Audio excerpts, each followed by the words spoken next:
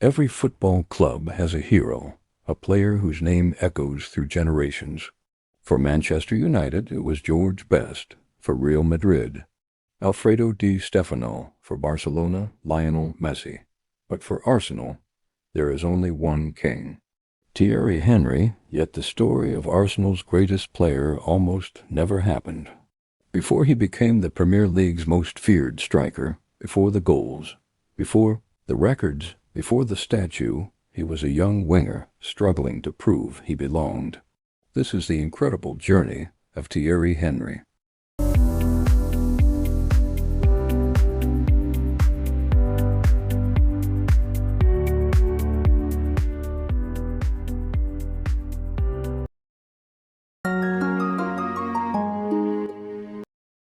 Thierry Daniel Henry was born on August 17, 1977. In Les Ulis, a working-class suburb just outside Paris, football wasn't simply a hobby there, it was a way of life. Children spent every spare moment chasing a ball through narrow streets and local parks. Among them was a skinny boy with incredible speed. His father, Antoine, recognized his son's extraordinary talent early. But he also believed talent alone wasn't enough. Training was serious, mistakes were criticized. Excellence was expected. While other children played for fun, Thierry was preparing for something much bigger. Coaches quickly noticed he was different. He wasn't just faster than everyone else. He thought faster. Every sprint had purpose. Every touch carried confidence. It wasn't long before France's famous Clairefontaine Academy opened its doors, and one of Europe's biggest clubs came calling, AS Monaco.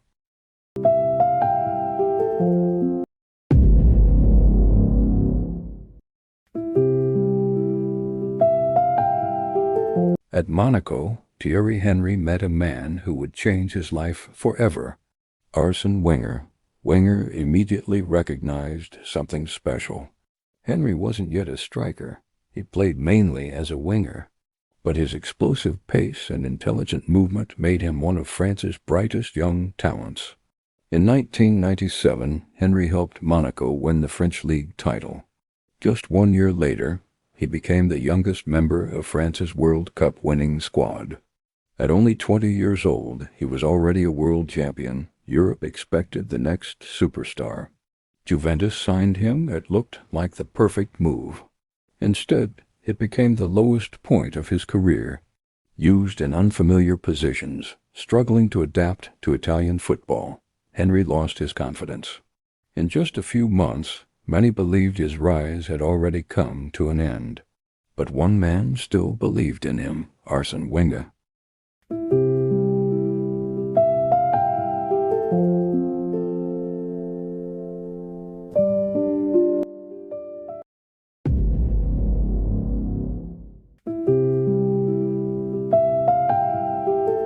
In the summer of 1999, Arsenal paid around £11 million to bring Thierry Henry back to England. Many people were confused. They remembered the struggling winger from Juventus. They questioned Arsène Wenger's decision. Some even called it a waste of money. But Wenger saw something nobody else could see. He didn't see a winger. He saw a striker. It was one of the boldest decisions of his career. At first, it looked like a mistake.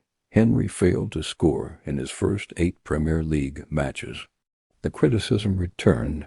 Was he really good enough?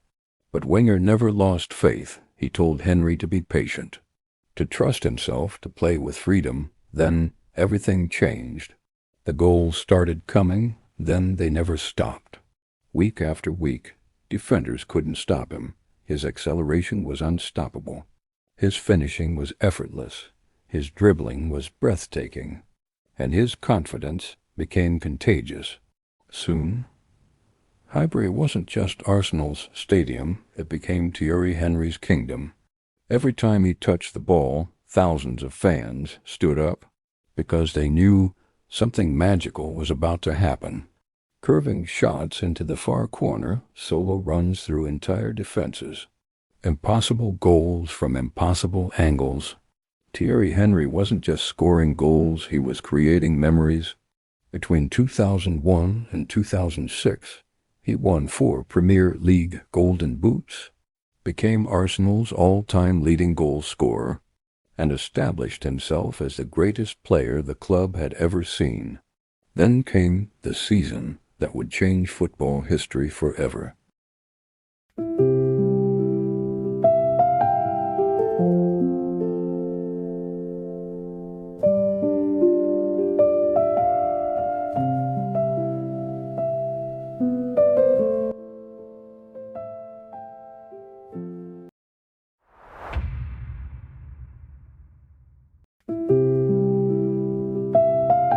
The 2003-04 Premier League season remains one of football's greatest achievements.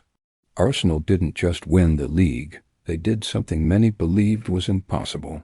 They finished the entire season unbeaten, 38 matches, no defeats. The Invincibles. At the heart of that extraordinary team stood Thierry Henry. He finished the season with 39 goals in all competitions, producing moments of brilliance almost every week. Defenders knew exactly what he wanted to do, yet they still couldn't stop him. By now, Henry wasn't simply Arsenal's best player. He had become the face of the Premier League itself. His number 14 shirt became legendary. Children all over the world copied his celebration, and Highbury had found its king. But despite dominating England, one dream still remained unfinished: winning the UEFA Champions League.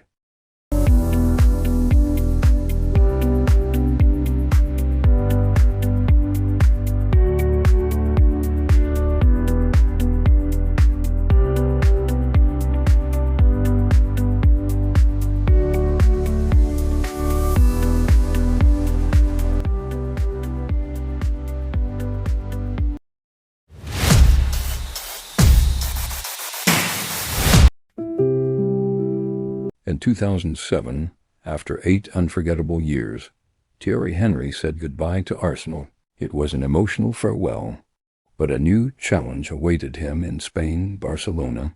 Alongside Lionel Messi, Xavi, Andres Iniesta, and under Pep Guardiola, Henry became part of one of the greatest teams football has ever seen. In 2009, Barcelona achieved history, winning La Liga, the Copa del Rey, and finally the UEFA Champions League. It completed Henry's football journey. The one trophy that had escaped him for so many years was finally his.